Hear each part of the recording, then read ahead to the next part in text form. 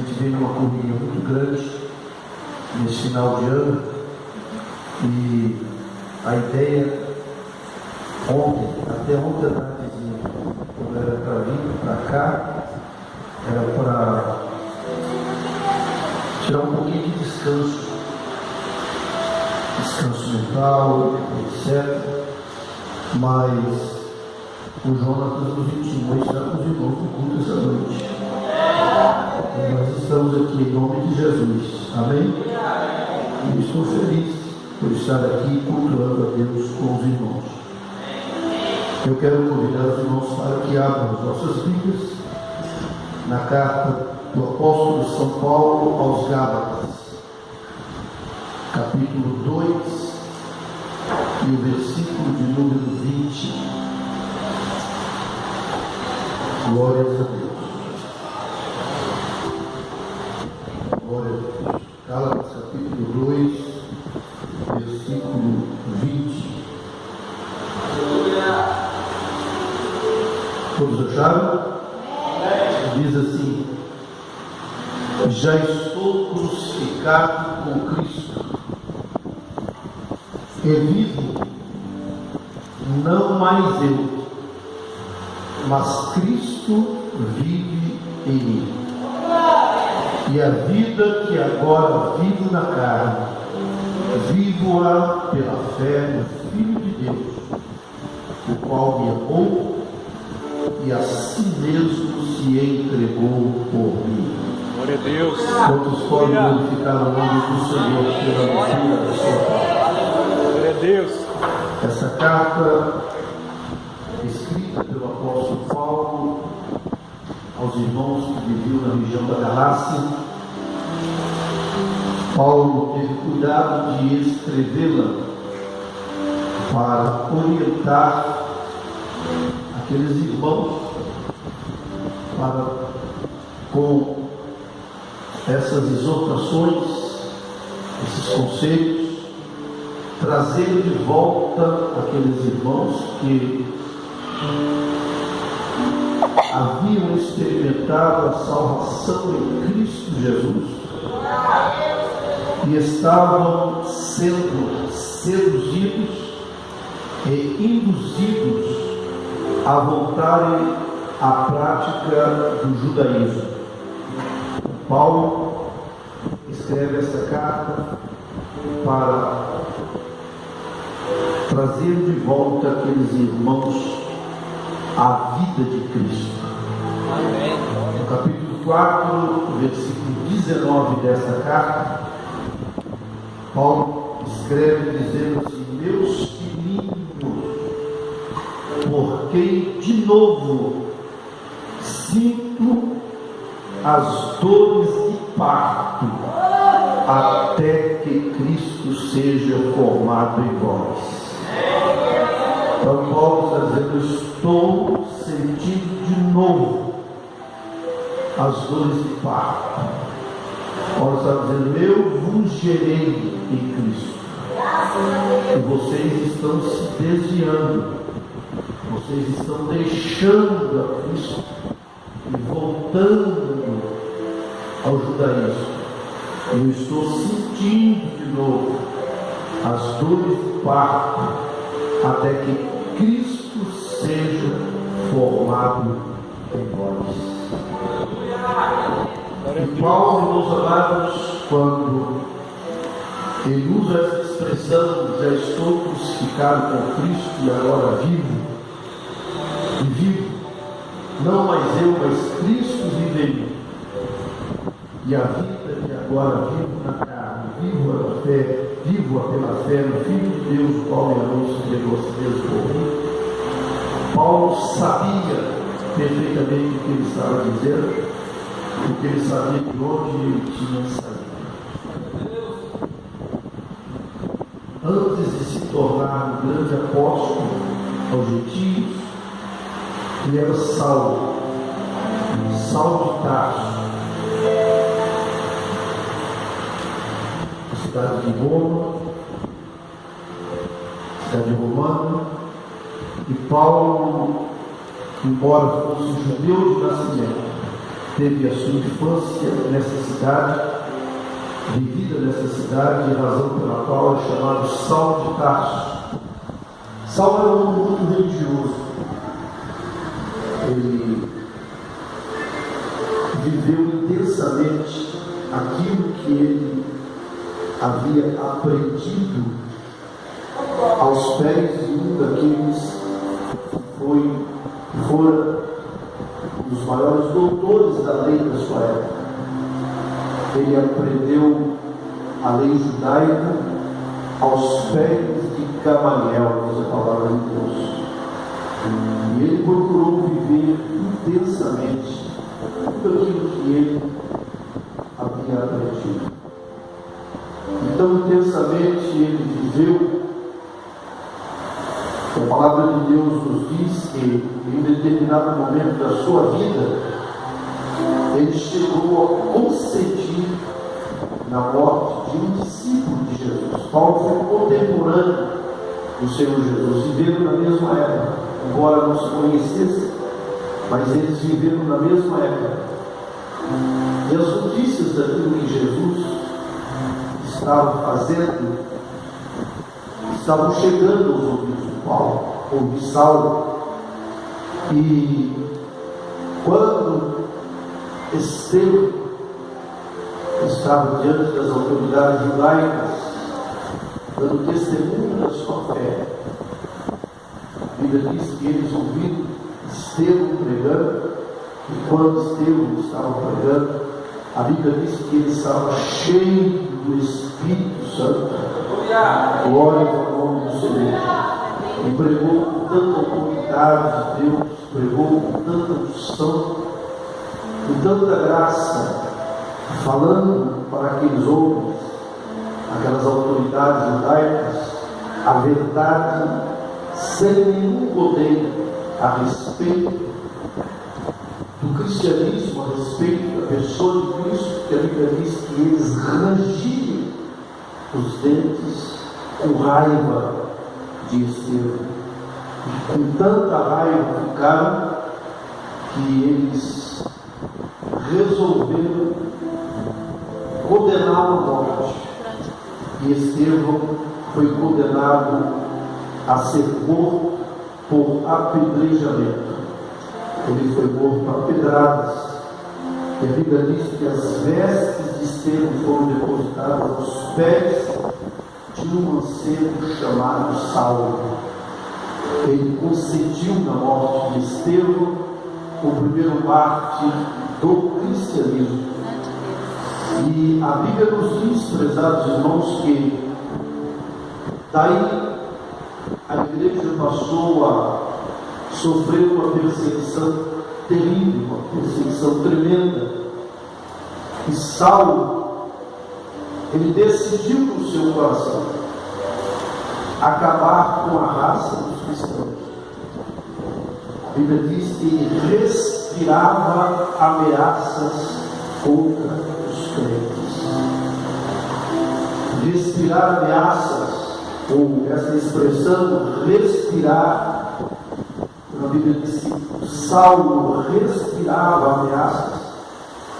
A linguagem figurada é de um cavalo quando ele está furioso, bufando e escavando o chão, com aquela vontade delírio de sair correndo para uma terra, para uma corrida. E era desse jeito que estava Saulo de Tarso, respirando ameaças contra os cristãos. E ele chegou às autoridades, conseguiu cartas, conseguiu autorização das autoridades romanas para ir a Damasco, para ver se em Damasco ele encontrava alguns cristãos. E na carta a autorização é que se ele encontrasse, ele teria a liberdade de acorrentá-los, de trazê-los arrastados, de levar aqueles cristãos à prisão. Este era o intuito, o desejo de Saulo religioso. O que eu quero trazer para os irmãos aqui, a ênfase que eu estou dando aqui nesse pano de fundo, é que Saulo era um homem religioso e fundamentado na sua religião, fundamentado na sua religiosidade. Ele estava com esse objetivo de matar crentes, porque na sua ideia, ou na ideia de todo judeu, quem assim o fizesse, quem assim praticasse, estava fazendo um bem para o próprio Deus. Era o conceito que eles tinham. E Saulo saiu em direção a Damasco com cartas e com o objetivo em mente, com o objetivo no coração de acabar com a vida dos cristãos. Mas ele nunca poderia imaginar que naquele dia específico ele haveria de ter o maior e melhor encontro da sua vida. Aleluia. Aleluia. Quando Paulo está a caminho de Damasco, a Bíblia diz que em um determinado momento da sua viagem, uma luz muito forte brilhou no seu caminho, mais forte do que o sol quando está pino, uma luz mais forte do que o sol ao meio-dia, ao ponto de Saulo cair no chão, aqueles que o acompanhavam também. E Saulo não teve outra alternativa senão a começar a questionar, porque ele nunca havia tido uma experiência semelhante. Ele então começa a questionar: quem é esse Senhor? E ele ouve do meio daquele clarão uma voz que diz: eu sou Jesus, a quem tu persegues. Tudo é partir e recalcitrar contra os meus aguilhões. E quando Paulo ouve isso, ele diz: Senhor, o que queres que eu faça? E Jesus olha para ele e diz: levanta-te, vai à rua chamada direita. E Saulo lhe disse: e lá te dirão, lá vão te orientar o que é que você deve fazer. Só que quando Saulo se deu por si mesmo, ele estava cego. Ele precisou ser carregado. E enquanto ele estava caminhando para a rua direita de Damasco, Jesus estava aparecendo para Ananias e dizendo para Ananias: vai na rua chamada direita, na casa de um certo homem, lá tem uma pessoa que está orando. Você vai chegar lá e impor as mãos sobre ele para que ele seja cheio do Espírito Santo. Ananias, a princípio, ele questionou por Jesus, dizendo: esse aí não, Senhor. Esse é um terrorista, esse é um assassino. Esse aí não. Jesus disse: não, Ananias, vai, porque ele pode ser o que for para você. Para você ele pode ser terrorista, para você ele pode ser bandido, para você ele pode ser assassino, mas para mim ele é um vaso escolhido. Aleluia.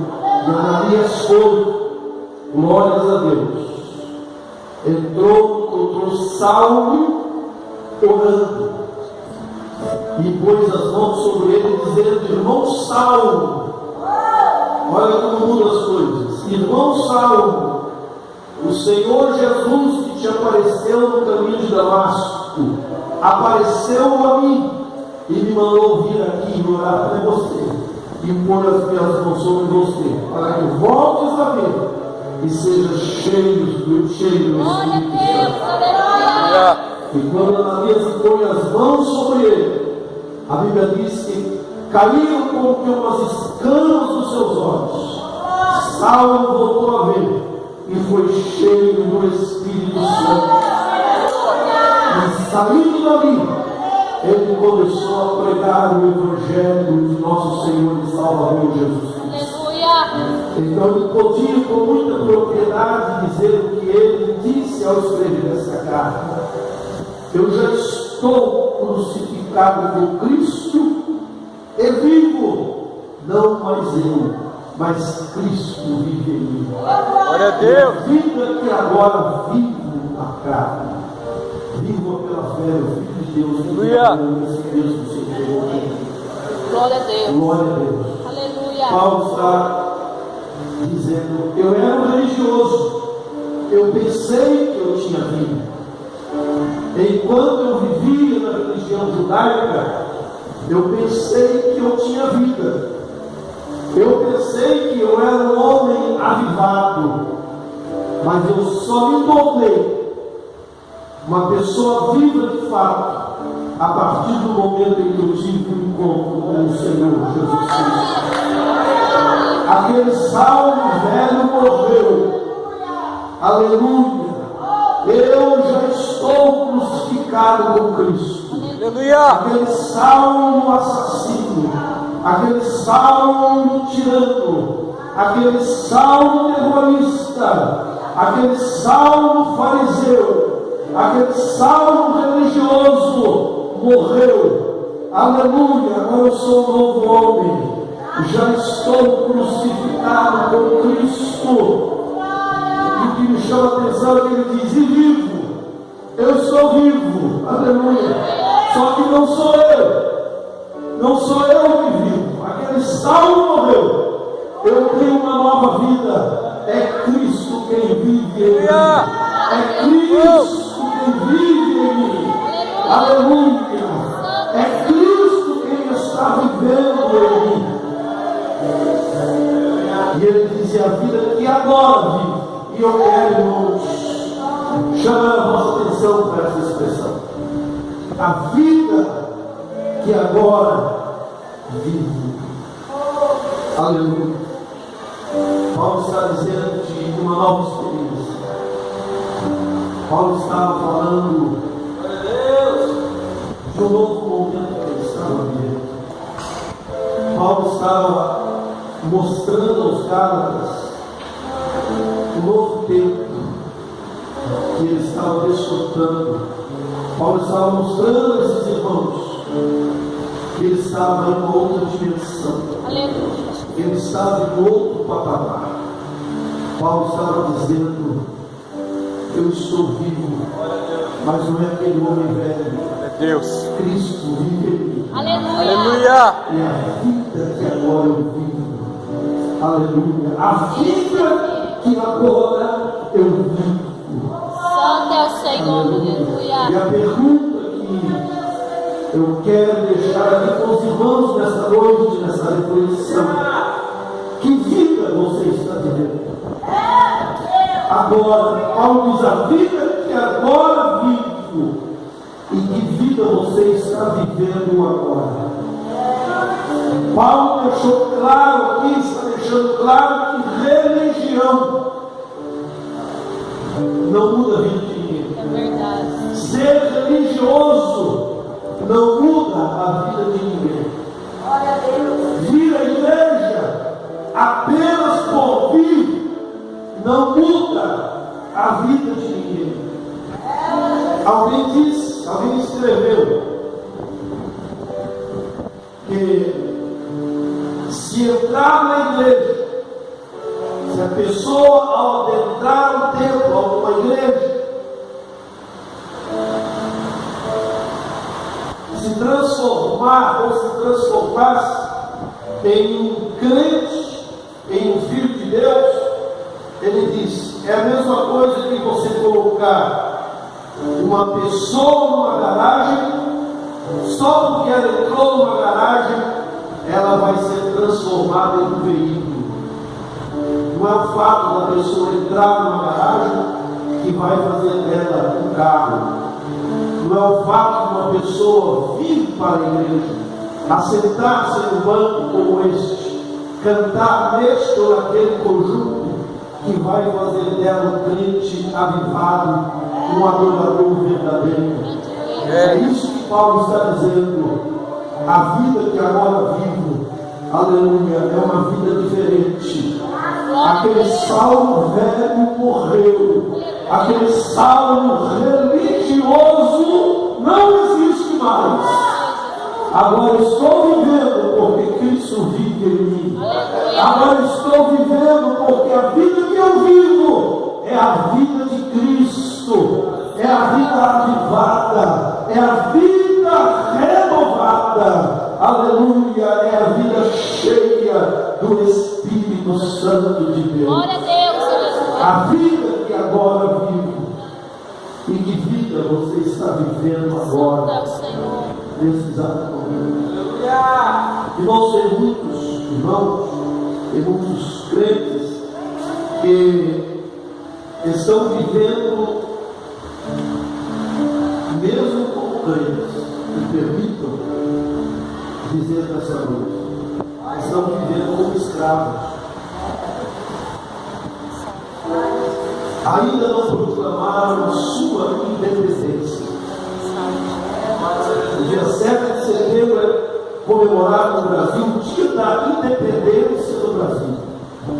O Brasil era servo de Portugal, mas no dia 7 de setembro foi proclamada a independência. O Brasil deixou de ser colônia de Portugal e se tornou um país livre. Glória a Deus. Aleluia. Tem muitos crentes que ainda não proclamaram sua independência. Ainda estão presos, ainda estão escravizados em alguma coisa lá de fora. Mas é necessário proclamar a sua independência. Aleluia. Eu já não vivo mais. Eu já estou crucificado com Cristo. E agora vivo, não mais eu, mas é Cristo quem vive em mim. E a vida que agora vivo na carne, vivo na fé, pela fé do Filho de Deus, que me amou e a si mesmo se entregou. Glória a Deus, aleluia. Glória ao nome de Jesus. É importante dizer para os irmãos, nessa noite, que mesmo havendo a possibilidade de alguns crentes estarem vivendo como escravos, isso não significa o fim de tudo, porque Jesus está vivo, Jesus está sentado à direita de Deus, e Ele continua com todo o poder dos céus e da terra. Aleluia.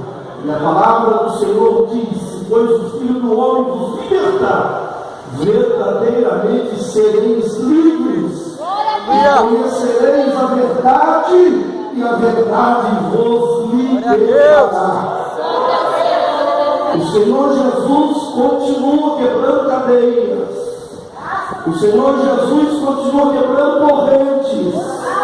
O Senhor Jesus continua sendo o grande libertador.